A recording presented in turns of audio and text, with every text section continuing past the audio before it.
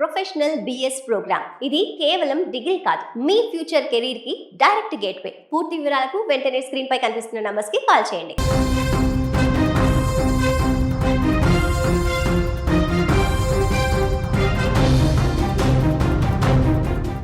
Yes, Tamil Nadu ముఖ్యమంత్రి Joseph Vijay చేస్తున్నటువంటి కార్యక్రమాలు, ముఖ్యంగా పాలనా వ్యవహారాల్లో సీఎంగా తీసుకుంటున్నటువంటి నిర్ణయాలు ఇప్పుడు దేశవ్యాప్తంగానే ఒక చర్చగా మారాయనే చెప్పాలి. ఎందుకంటే ప్రమాణ స్వీకారం చేసిన రోజు నుంచి ఇవాల్టి వరకు, అంటే ఈ 2 వారాల వ్యవధిలోనే విజయ్ తీసుకుంటున్నటువంటి నిర్ణయాలు చాలా కీలకంగా మారాయనే చెప్పాలి.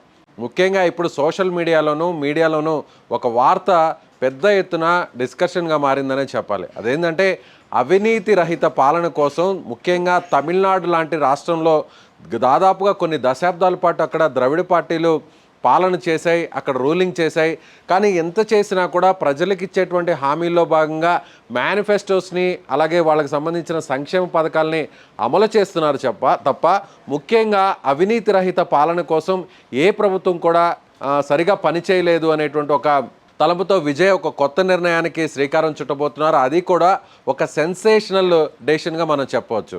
అంటే ఈ డెసిషన్ కూడా సినిమాల్లో ఇలాంటివి మనం చూస్తుంటాం. అంటే లంచం అనేది ప్రతి వ్యవస్థలో కూడా వేళ్ళు ఉనుకుపోయి ఉంటుంది. అది ప్రభుత్వ పాలనలో, ముఖ్యంగా ప్రభుత్వ కార్యాలయాల్లో అధికారులు సామాన్యులకు, పబ్లిక్కు ఏదన్నా గవర్నమెంట్కి సంబంధించినటువంటి పథకాలు అందించాలన్నా, లేదంటే పరిపాలనా విధానంలో వాళ్ళకి సంబంధించినటువంటి కార్యక్రమాలు ఏదన్నా అనుమతి ఇవ్వాలి. ఇలా రకరకాల వ్యవస్థలో కూడా ఒక కరప్షన్ అనేది ఒక భాగంగా మారిపోయినటువంటి విషయం మనకు తెలిసిందే. అయితే ఇప్పుడు కరప్షన్ని పూర్తి స్థాయిలో, అంటే గ్రౌండ్ లెవెల్లో పూర్తిగా నిర్మూలించడం కోసం విజయ్ ఒక కొత్త పథకానికి శ్రీకారం చుట్టబోతున్నారు. అది కూడా 1000 రూపాయలు, అంటే కనీసం ఒక 1000 రూపాయలు ఎవరన్నా ఒక ప్రభుత్వ అధికారి లేదా ఉద్యోగి పబ్లిక్ని కానీ సామాన్యులు కానీ ఎవరైనా సరే డిమాండ్ చేస్తే దానికి సంబంధించినటువంటి ఆ వీడియోని షూట్ చేయడం, క్యాప్చర్ చేయడం, దాన్ని ఒక సపరేట్గా ఒక మానిటరింగ్ వ్యవస్థను తీసుకొచ్చాక అందులో అప్లోడ్ చేస్తే ఆ తర్వాత ఒక ప్రత్యేకమైనటువంటి నిఘా టీం ఉంటుంది. ఆ టీం అంతా కూడా ఎంక్వైరీ చేస్తుంది. ఎంక్వైరీ చేసిన తర్వాత ఒక సామాన్య వ్యక్తి ఆ వీడియోని అప్లోడ్ చేస్తే అతను ఖచ్చితంగా పలానా అధికారి, పలానా ఉద్యోగి లంచాన్ని డిమాండ్ చేశాడు, అది రుజువైంది అనేటువంటి విధంగా క్లారిటీ వచ్చినటువంటి సందర్భంలో అప్పుడు ప్రభుత్వం ఇమీడియట్గా యాక్షన్ తీసుకుంటుంది. సదరు అధికారి, ఉద్యోగి మీద చర్య తీసుకోవడంతో పాటుగా ఎవరైతే అప్లోడ్ చేస్తారో, ఎవరైతే లంచం కావాలి అనేటువంటి డిమాండ్ చేసినటువంటి వ్యక్తి, ఉద్యోగి ఎవరైతే ఉన్నారో ఆ ఉద్యోగిని అడిగినటువంటి వ్యక్తి ఆ వీడియోని అప్లోడ్ చేసినటువంటి వ్యక్తికి సంబంధించి కూడా 1,00,000 రూపాయలు గిఫ్ట్ ఇవ్వడానికి ప్రభుత్వం కూడా సిద్ధమవుతున్నట్టుగా తెలుస్తుంది. ఈ సినిమాకి సంబంధించినటువంటి సేమ్ ఇలాంటి కొన్ని సీన్స్ ఇటీవల కొన్ని తెలుగు సినిమాల్లో వచ్చాయి, చాలా సినిమాల్లో కూడా వచ్చాయి. అంటే ఒక సూపర్ సీఎం తీసుకునేటువంటి డెసిషన్స్ ఎలా ఉంటాయి, ముఖ్యంగా పబ్లిక్కి నేరుగా ప్రభుత్వంతో అటాచ్ చేయడానికి, అదేవిధంగా కరప్షన్ని పూర్తి స్థాయిలో నిర్మూలించడానికి ఇలాంటి స్కీమ్స్ని తీసుకొచ్చినటువంటి కొన్ని సీన్స్ గతంలో కూడా ఉన్నాయి.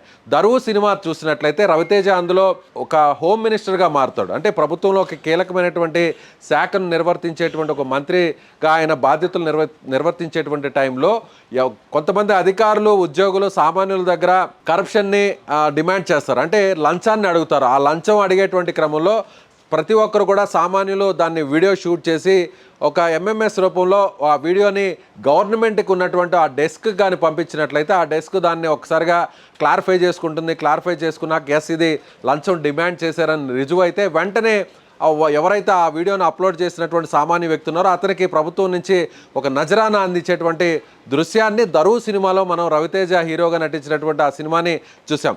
ఎగ్జాక్ట్గా ఇప్పుడు విజయ్ కూడా ఈ సినిమాలో ఉన్నటువంటి సన్నివేశాలను తలపించే విధంగా అందులో ఉన్నటువంటి కథాంశాన్ని ఇక్కడ ఆయన కూడా తీసుకున్నారు. అందులో భాగంగానే ఇప్పుడు తమిళనాడులో కూడా ఇలాంటి పథకాన్ని తీసుకురాబోతున్నారు. 1,000 రూపాయలు ఎవరైనా డిమాండ్ చేస్తే ఆ 1000 రూపాయలకు సంబంధించినటువంటి అంశాన్ని వీడియోతో సహా, సాక్ష్యాధారాలతో సహా దాన్ని క్యాప్చర్ చేసి, షూట్ చేసి గవర్నమెంట్ ఏదైతే ఒక డెస్క్ ఉంటుందో, గవర్నమెంట్ ఏదైతే ఒక టోల్ ఫ్రీ నెంబర్ అనౌన్స్ చేసి ఉంటుందో, మీరు స్క్రీన్ మీద కూడా పోస్ట్లో చూడొచ్చు, ఒక టోల్ ఫ్రీ నెంబర్ను కూడా ప్రత్యేకంగా డిజైన్ చేస్తున్నారు. ఈ టోల్ ఫ్రీ నెంబర్ కూడా 24 గంటల పాటు అందుబాటులో ఉంటుంది. సో ఎవరైనా కూడా ఆ టోల్ ఫ్రీ నెంబర్కి కాల్ చేసి కంప్లైంట్ అయితే రైజ్ చేయొచ్చు. ఆ కంప్లైంట్ని పూర్తి స్థాయిలో ఒక విచారణ జరిపిన తర్వాత ఇది నిజం అనుకుంటే ఏకంగా 1,00,000 రూపాయలను సామాన్యులకు ఇవ్వడానికి, కంప్లైంటర్కి ఇవ్వడానికి కూడా ప్రభుత్వం రెడీ అవుతున్నట్టుగా తెలుస్తుంది. అంటే విజయ్ తీసుకునేటువంటి నిర్ణయాలు ఇప్పుడు ఒక సంచలనంగా మారాయి. విజయ్ తీసుకునేటువంటి ప్రతి నిర్ణయం కూడా ఇప్పుడు పెద్ద ఎత్తున ఒక చర్చగా మారింది. దాదాపుగా ఆయన ప్రమాణ స్వీకారం చేసినటువంటి రోజు నుంచి, అంటే పార్టీ పెట్టిన రోజు నుంచి అనే చెప్పాలి, పార్టీ పెట్టిన రోజు నుంచి ఆయన తీసుకున్నటువంటి నిర్ణయాలు, ఆయన అనౌన్స్ చేసినటువంటి మేనిఫెస్టో, అదేవిధంగా ఆయన ఎంచుకున్నటువంటి పంత, అదేవిధంగా ఆయన ఏ పార్టీతో కూడా పొత్తు లేకుండా సింగిల్గా పోటీ చేయడం, అదేవిధంగా ఎన్నికల ఫలితాలు వచ్చిన తర్వాత మ్యాజిక్ ఫిగర్కు కేవలం కొన్ని సీట్ల దూరంలో ఆగిపోయిన తర్వాత ఒక పెద్ద హైడ్రామా దాదాపు 5 రోజుల పాటు నడిచినటువంటి విషయం మనకు తెలిసిందే. దేశవ్యాప్తంగా కూడా విజయ్ ముఖ్యమంత్రి అవుతాడా లేదా అనేటువంటి ఒక పెద్ద సస్పెన్స్ అయితే కొనసాగింది. ఎట్టకేలకు కొన్ని చిన్న పార్టీలు అలాగే కాంగ్రెస్ పార్టీతో సహా మద్దతు ఇవ్వడంతో వాళ్ళందరినీ కూడా సంకీర్ణ ప్రభుత్వంలో కలుపుకొని ఎట్టకేలకు విజయ్ ముఖ్యమంత్రిగా ప్రమాణ స్వీకారం చేశారు. ప్రమాణ స్వీకారం చేసిన రోజు నుంచి కూడా విజయ్ అనుసరిస్తున్నటువంటి విధానాలు ప్రత్యేకంగా ఇప్పుడు మారాయనే చెప్పాలి. విజయ్ సూటు బూటుతో రావడం అంటే తమిళనాడు రాజకీయాలన్నీ కూడా ఇప్పటి వరకు ముఖ్యమంత్రులు అయిన వారందరూ కూడా సాంప్రదాయ వస్త్రధారణలో వేషధారణలో ముఖ్యమంత్రిగా వాళ్ళు పరిపాలన అందించడం, ముఖ్యమంత్రిగా వాళ్ళు ప్రమాణ స్వీకారం చేయడం, ఇవన్నీ కూడా చూసాం. పంచకట్టులోనూ ఇలా కనిపించడం మనం చూసాం. కానీ అందుకు విరుద్ధంగా విజయ్ ఇప్పుడు ఒక మ్యాన్లీ లుక్లో, ఒక హీరో లుక్లో తను ఒక blazer, black colour blazer and black colour pant and లోపల ఇన్సైడ్ వైట్ కలర్ షర్ట్ను తను వేర్ చేసి సీఎంగా ఆయన నేరుగా సచివాలయానికి వెళ్తున్నారు. ప్రమాణ స్వీకారం రోజు నుంచి ఇప్పటి వరకు కూడా అదే డ్రెస్ కోడ్ని సీఎం ఫాలో అవుతున్నారు విజయ్. అంటే ఇప్పుడు అదొక ట్రెండీగా మారింది. విజయ్ అనుసరిస్తున్నటువంటి ఆ డ్రెస్ కోడ్ అంతా కూడా కొన్ని బ్రాండ్ కంపెనీలన్నీ కూడా ముందుకొచ్చాయి. తమిళనాడులో ఉన్నటువంటి పెద్ద పెద్ద కంపెనీలన్నీ కూడా సీఎం డ్రెస్ కోడ్ని ఒక డిజైన్ చేసి వాళ్ళ షోరూంలో కూడా సీఎం విజయ్ డ్రెస్ కోడ్ అంటూ కూడా ప్రత్యేకంగా నేమ్ బోర్డ్స్ పెట్టి మరి వాటిని బిజినెస్ చేసి మార్కెటింగ్ చేసుకుంటున్నటువంటి పరిస్థితి చూస్తున్నాం. అంటే ఇప్పుడు విజయ్ ఏది చేసినా కూడా ఒక సంచలనంగా మారింది. అదేవిధంగా తాను సెక్రటేరియట్కి వెళ్ళినప్పుడు, ముఖ్యమంత్రి కార్యాలయానికి వెళ్ళినప్పుడు లంచ్ బాక్స్ని ఇంటి నుంచి మరీ తెప్పించుకొని, అంటే ఒక ముఖ్యమంత్రి హోదాలో ఉన్నటువంటి వ్యక్తికి సాధారణ వ్యక్తిలాగా ఏ ఉద్యోగి అయితే, అంటే ప్రభుత్వ కార్యాలయాల్లో పనిచేస్తున్నటువంటి ఒక ఉద్యోగి ఏ విధంగా సామాన్యుడిలాగా ఇంటి నుంచి ఒక క్యారేజ్ బాక్స్ని తీసుకొస్తారో అదేవిధంగా తన లంచ్ను కూడా ఇంటి నుంచి తెప్పించుకొని మరి ముఖ్యమంత్రి కార్యాలయంలో ఆయన నేరుగా తన పేషీలో కూర్చొని తన ఛాంబర్లో తన సీట్లో కూర్చొని ఆ క్యారేజ్ బాక్స్లో ఉన్నటువంటి వాటిని బయటకు తీసి ఆ ఫుడ్ తినేది కూడా ఒక వైరల్గా మారిందనే చెప్పాలి. అంటే సింపుల్గా ఉన్నారు విజయ్ ఒక పెద్ద హీరో. సినిమాల్లో తమిళనాడులో ముఖ్యంగా దక్షిణ భారతదేశంలో విజయ్కు ఉన్నటువంటి క్రేజ్ అంతా ఇంత కాదు. అలాంటి విజయ్ ముఖ్యమంత్రి అయిన తర్వాత చాలా సింపుల్ సీఎంగా ఉంటున్నారు. పబ్లిక్కి అందుబాటులో ఉండే విధంగా ఉంటున్నారు. అదేవిధంగా ఆయన ముఖ్యమంత్రి అయిన వెంటనే కూడా నేరుగా ఆయన చేసినటువంటి సంతకాలన్నీ కూడా ముందు ఎన్నికలకు ముందు ఏదైతే హామీలు ఇచ్చారో ఆ హామీలను నెరవేరుస్తూ 200 యూనిట్లకు సంబంధించి 100 యూనిట్లకు సంబంధించిన ఫ్రీ పవర్కి సంబంధించినటువంటి దాని మీద ఆయన తొలి సంతకం చేశారు. అదేవిధంగా మహిళలకు ఉచిత బస్సు ప్రయాణానికి సంబంధించినటువంటి దాని మీద ఆయన సంతకం చేశారు. అదేవిధంగా మహిళల భద్రతకు సంబంధించి షీ టీమ్స్ను ఏర్పాటు చేస్తూ దానికి సంబంధించి కూడా ఆయన ఒక సంతకాన్ని చేసినటువంటి ఆ ఫైల్ మీద సంతకం చేసినటువంటి పరిస్థితి. అదేవిధంగా మాదక ద్రవ్యాలు డ్రగ్స్ నిరోధానికి సంబంధించి కూడా ప్రత్యేకమైనటువంటి ఒక వ్యవస్థను ఏర్పాటు చేస్తూ టీంను ఏర్పాటు చేస్తూ కూడా దాని మీద కూడా ఆ ఫైల్ మీద కూడా ఆయన సంతకాలు చేసినటువంటి పరిస్థితి. అదేవిధంగా ఆయన నేరుగా అసెంబ్లీ జరిగిన తర్వాత ఎమ్మెల్యేగా ప్రమాణ స్వీకారం చేసేటువంటి టైంలో కూడా ప్రతిపక్షాలు ముఖ్యంగా మరొక హీరోగా ఉన్నటువంటి ఉదయనిధి స్టాలిన్ ఎన్ని విమర్శలు చేసినా కూడా ఆయన చాలా హుందాగా ఆయన మాట్లాడారే తప్ప ఎక్కడా కూడా మిగతా రాజకీయ పార్టీలు మిగతా ముఖ్యమంత్రుల వల్లే ఆయన కౌంటర్లు ఇచ్చేటువంటి పరిస్థితి లేదనే చెప్పాలి. అదేవిధంగా ఆయన తమిళనాడులో ఉన్నటువంటి ముఖ్యమైన నాయకుల ఇళ్లకు వెళ్ళి వాళ్ళ ఆశీర్వాదాలు బ్లెస్సింగ్స్ను కూడా తీసుకున్నటువంటి పరిస్థితి. అంటే తమిళనాడు రాజకీయాల్లో ఇది ఒక కొత్త సాంప్రదాయంగా చెప్పాలి. తమిళనాడు పాలిటిక్స్ అంటేనే అక్కడ కక్షపూరితమైనటువంటి పాలిటిక్స్. ముఖ్యమంత్రిగా ఎవరున్నా కూడా గతంలో ముఖ్యమంత్రిగా పనిచేసిన వ్యక్తులకు సంబంధించి వాళ్ళ మీద కేసులు పెట్టడం, వాళ్ళని హరాస్ చేయడం, వాళ్ళు ఇంప్లిమెంట్ చేసినటువంటి పథకాల్ని ఇమీడియట్గా రద్దు చేయడం, ఇలా ఒక దాదాపు కొన్ని దశాబ్దాల పాటు ఈ పరిపాలన అంతా కూడా కొనసాగింది. అయితే గత ఎన్నికల్లో ముఖ్యమంత్రి అయినటువంటి స్టాలిన్ కొంత ఆయన ఆ సాంప్రదాయానికి కొంతవరకు ఆయన చెక్ పెట్టారు. జయలలిత అమలు చేస్తున్నటువంటి పథకాలను ఎక్కడా కూడా ఆయన తొలగించలేదు. జయలలిత ఇచ్చినటువంటి స్కూల్ విద్యార్థులకు ఇచ్చినటువంటి సైకిల్స్ కానీ, ఆ స్కూల్ బ్యాగులు కానీ, అదేవిధంగా బుక్స్ కానీ, ఆ పాఠ్య పుస్తకాల మీద జయలలిత ఫోటోని ఎక్కడా కూడా తొలగించలేదు. అదేవిధంగా జయలలిత పెట్టినటువంటి అమ్మ క్యాంటీన్స్ను కూడా ఆయన ఎక్కడా కూడా తొలగించలేదు. అలా స్టాలిన్ ఒక కొత్త సాంప్రదాయానికి ఆయన శ్రీకారం చుట్టారు అనడం అప్పుడు పెద్ద ఎత్తున తమిళనాడులో కూడా ఒక చర్చగా మారిందనే చెప్పాలి.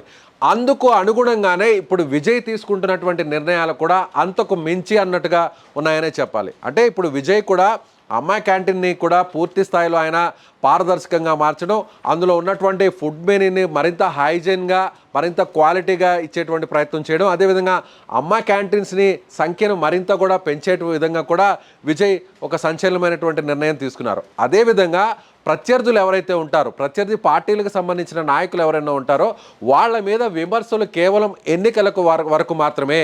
ఎన్నికలు ముగిసిన తర్వాత ఇప్పుడు తాను ఒక ముఖ్యమంత్రిని, ప్రజలకు ఒక స్వచ్ఛమైనటువంటి నిజాయితీ అయిన పారదర్శకమైనటువంటి నిబద్ధతతో కూడినటువంటి పరిపాలనను అందించడమే లక్ష్యంగా ఇప్పుడు గతంలో ముఖ్యమంత్రులుగా పనిచేసిన వారు, రాజకీయాల్లో సుదీర్ఘమైనటువంటి అనుభవం ఉన్న వారి దగ్గరకు నేరుగా ఆయన వెళ్ళడం, వాళ్ళని కలవడం, వాళ్ళకి సంబంధించినటువంటి కుటుంబీకులతో మాట్లాడడం, ఆ తర్వాత తాను ఇప్పుడు రాజకీయాల్లో కొత్తగా వచ్చాను, ముఖ్యమంత్రిగా కొత్తగా నేను ప్రమాణ స్వీకారం చేశాను, సో ముఖ్యమంత్రి హోదాలో ఉన్నప్పటికీ కూడా మీ అనుభవం నాకు అవసరం అంటూ కూడా ఆయన రిక్వెస్ట్ చేసినటువంటి సందర్భాలను కూడా మనం చూసాం. ఇలా విజయ్ ప్రతి అంశాన్ని కూడా చాలా ఆయన డీటెయిల్డ్గా ఫాలో అవుతున్నారని చెప్పాలి.